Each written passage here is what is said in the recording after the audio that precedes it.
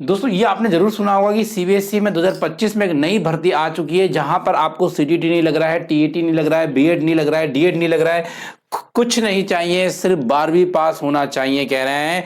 और महिलाओं को 10 वर्षों की अलग से छूट भी दे दी गई है।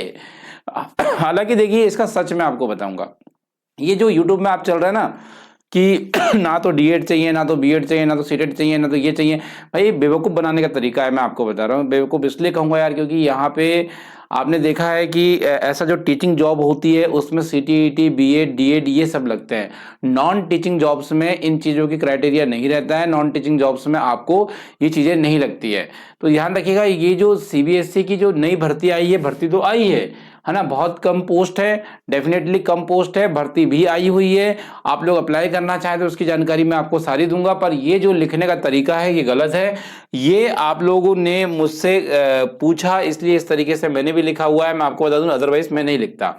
ये देखिए, ये ऑफिशियली है, केंद्रीय माध्यमिक शिक्षा बोर्ड का है, central board of secondary education हम लोग कह सकते हैं, सीबीएसई का एक ऑफिशियली है। डेट इसकी 31/12 की है, अभी रिसेंटली का ही है ये।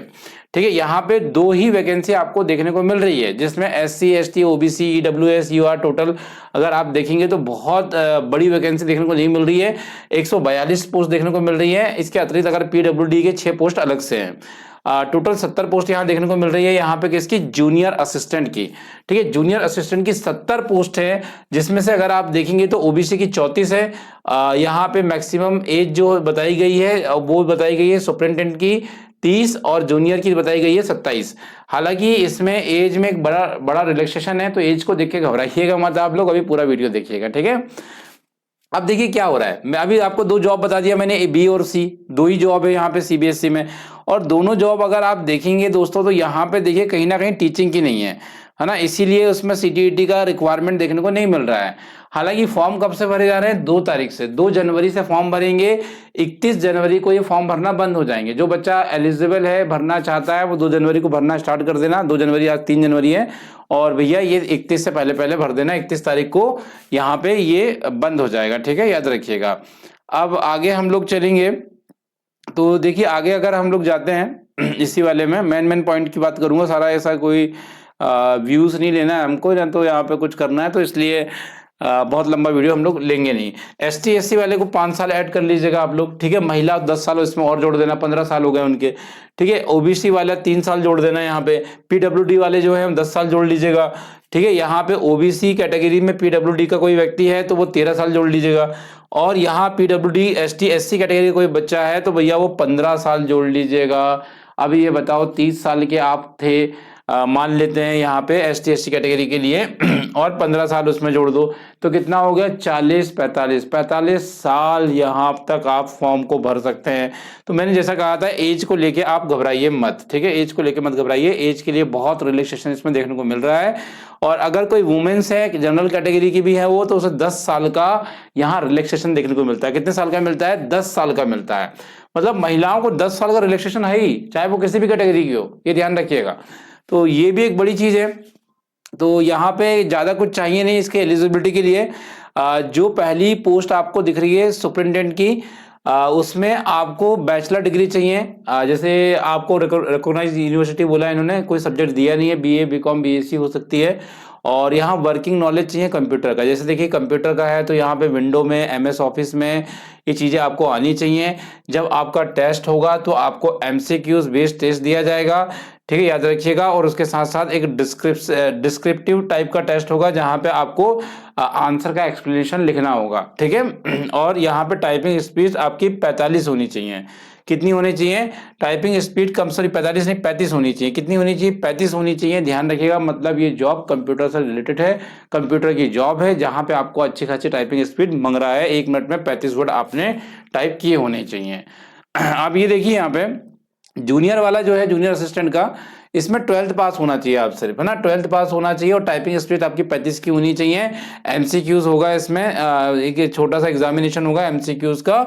और टाइपिंग स्पीड आपकी भी यहाँ भी 35 देखने को लगेगी, याद रखिएगा। और एग्जामिनेशन फीस अगर देखेंगे, एसटी एससी पीडब्ल्यूडी लोगों को तो कोई भी फीस यहाँ पे देनी नहीं है, और अदर कैटेगरीज वाले को फीस देनी है, बाकी उनको कोई फीस नहीं देनी है, ध्यान रखिएगा। तो देखिए ये है वैकेंसी, और इसका एक सार मैंने आपको बताने का प्रयास किया है।